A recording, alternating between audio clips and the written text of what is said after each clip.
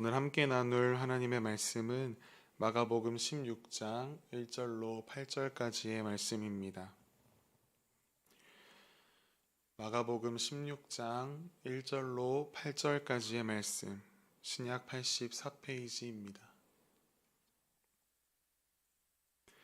함께 합독하시겠습니다. 안식일이 지남에 막달라 마리아와 야고보의 어머니 마리아와 또 살로메가 가서 예수께 바르기 위하여 향품을 사다 두었다가 안식 후 첫날 매우 일찍이 해 돋을 때에 그 무덤으로 가며 서로 말하되 누가 우리를 위하여 무덤 문에서 돌을 굴려주리요 하더니 눈을 들어본즉 벌써 돌이 굴러져 있는데 그 돌이 심히 크더라. 무덤에 들어가서 흰 옷을 입은 한 청년이 우편에 앉은 것을 보고 놀라매 청년이 이르되 놀라지 말라. 너희가 십자가에 못 박힌 나사렛 예수를 찾는구나. 그가 살아나셨고 여기 계시지 아니하니라. 보라, 그를 두었던 곳이니라. 가서 그의 제자들과 베드로에게 이르기를 예수께서 너희보다 먼저 갈릴리로 가시나니 전에 너희에게 말씀하신 대로 너희가 거기서 배우리라 하라 하는지라. 여자들이 몹시 놀라 떨며 나와 무덤에서 도망하고 무서워하여 아무에게 아무 말도 하지 못하더라. 아멘. 뜨거운 사랑, 그러나 믿음 없는 사랑이라는 제목으로 말씀을 나누겠습니다. 예수님이 십자가에 돌아가시고 안식일이 지났습니다. 막달라 마리아와 야고보의 어머니 마리아 그리고 살로메는 예수님께 바르기 위한 향품을 사다 두었다가 안식일 다음 날 이른 아침이 되자 예수님의 무덤으로 향합니다. 여인들이 이렇게 향품을 준비하며 날이 밝기만을 기다렸던 이유가 있습니다. 바로 예수님의 장례를 치르기 위함이었습니다.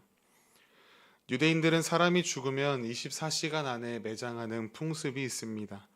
남자들이 시체를 무덤으로 옮기면 여인들은 시체에 향유를 바르고 세마포를 쌉니다.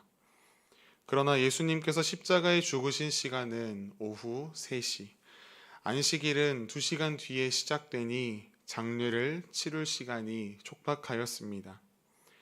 아리마대 요셉은 빌라도에게 예수님의 시신을 받았지만 제대로 장례를 치르지 못하고 예수님의 시신을 안치했습니다. 여인들은 이 과정을 지켜보면서 미흡했던 예수님의 장례를 치르기 위하여 뜬 눈으로 기다리다가 이른 아침이 되자마자 무덤을 찾아 나선 겁니다. 우리는 이 여인들의 헌신, 그것을 높게 평가합니다. 십자가형으로 죽임을 당한 죄수의 시체를 거두려 하는 것, 그 자체로 너무나 위험하고 눈치 보이는 일이었습니다. 하지만 그들은 목숨을 걸고 예수님의 장례를 치르고자 했습니다. 하지만 우리가 이 부분에서 한 가지 짚고 넘어가야 할 것이 있습니다. 분명히 그들의 헌신은 칭찬받아 마땅합니다. 하지만 그들도 예수님의 제자들과 같이 부활에 대한 확신이 없었다라는 것입니다. 그 여인들은 예수님에 대한 사랑이 뜨겁긴 했으나 부활에 대한 지식, 부활에 대한 믿음에는 이르지 못하고 있었습니다. 그들에겐 생각지도 못한 일이 바로 부활이었습니다. 그들이 무덤을 향해 가면서 했던 고민은 오늘 본문에서 나온 것과 같이 다름 아닌 무덤을 막고 있는 돌을 누가 옮겨주려나 하는 고민이었습니다. 하지만 그들이 무덤에 도착해 있을 때 이미 무덤을 막고 있는 돌문은 굴러가 있었습니다. 서둘러 무덤으로 들어갑니다. 하지만 예수님의 시신이 보이지 않습니다. 이것이 어떻게 된 일일까 그들은 생각했을 것입니다. 그때 흰 옷을 입은 한 청년이 앉아 있는 것을 발견하게 됩니다. 그들은 깜짝 놀랍니다. 오늘 성경에서 청년이라고 표현하고 있으나 우리는 이가 하나님께서 보내신 천사임을 압니다. 천사가 이야기합니다. 놀라지 말라. 너희가 십자가에 못 박히신 나사렛 예수를 찾는구나. 그가 살아나셨고 여기 계시지 아니하니라. 천사의 말대로 예수님은 무덤에 계시지 않았습니다. 여인들은 놀랐습니다. 그들은 예수님이 부활하셨다라는 사실을 깨닫지 못했습니다. 여전히 이해할 수 없는 초자연적인 사건 앞에 두려워만 하고 있었습니다. 왜냐하면 그들이 무덤을 찾은 이유는 십자가에 못 박히신 예수님을 만나기 위해서였기 때문입니다. 천사는 이어 이야기합니다. 오늘 본문 7절 말씀을 보시면 가서 그의 제자들과 베드로에게 이르기를 예수께서 너희보다 먼저 갈릴리로 가시나니 전에 너희에게 말씀하신 대로 너희가 거기서 배우리라 하라 하는지라. 천사는 아직도 예수님의 부활 사실을 알지 못하고 시리와 절망에 빠져 있는 인물들로 제자들을 가리킵니다.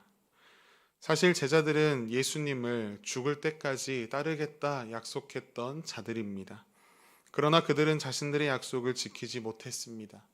자신들의 연약함으로 인해 예수님이 십자가에 달리시는데 아무런 방패 역할을 하지 못했습니다.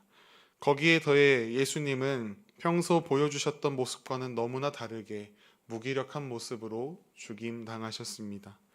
그렇게 예수님의 제자들이 안고 있는 죄책감, 그 좌절감은 상상 이상이었을 것입니다. 인간적인 측면으로 생각할 때 그 제자들은 이미 예수님께서 쓰실 목적으로는 부적격해 보입니다. 하지만 부활의 기쁜 소식은 가장 먼저 제자들을 향합니다. 특히 가장 실패하였던 베드로의 이름을 언급하며 예수님께서는 그를 끝까지 제자로 받아들이시고 부활의 증인에 동참하게 하실 것을 오늘 본문은 이야기하고 있습니다. 사실 예수님께서는 이미 십자가에서 죽으시기 이전에 내가 부활하여 갈릴리에서 너희를 만날 것이다 라고 말씀하셨습니다. 하지만 제자들은 부활의 말씀조차 기억하지 못했습니다. 이런 그들이 갈릴리에서 예수님을 만나게 될 것이다 라고 생각할 리가 없습니다. 이에 예수님께서는 천사를 통해 제자들이 부활하신 예수님을 만날 수 있는 장소가 갈릴리임을 상기시키십니다.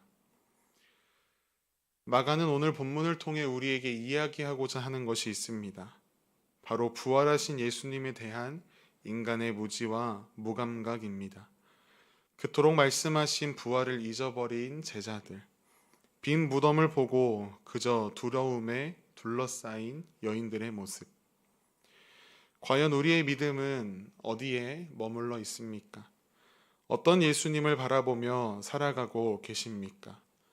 부활하신 예수님을 바라보지 못하고 그저 두려움 속에 하루하루를 살아가고 있지는 않으십니까?